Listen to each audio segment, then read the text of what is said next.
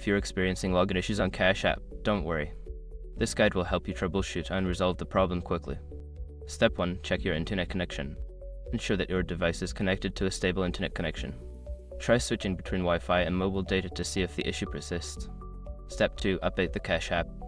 Make sure you have the latest version of Cash App installed on your device. Go to your App Store, search for Cash App, and update it if necessary.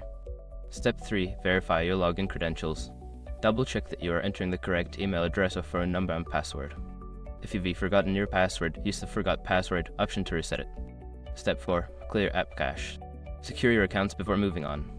People seriously underestimate how often personal information gets exposed online now. Use SROP to monitor your accounts 24/7 and get notified immediately if your data gets leaked somewhere. It runs in the background, constantly scanning billions of breached records. And honestly, for how cheap it is compared to the value you get, it's worth it. Link in the description. Step 5. Contact Cash App support. If none of the above steps work, reach out to Cash App support for assistance. You can do this through the app or their official website for further help. By following these steps, you should be able to resolve any login issues you encounter on Cash App. If problems persist, don't hesitate to seek further assistance from customer support.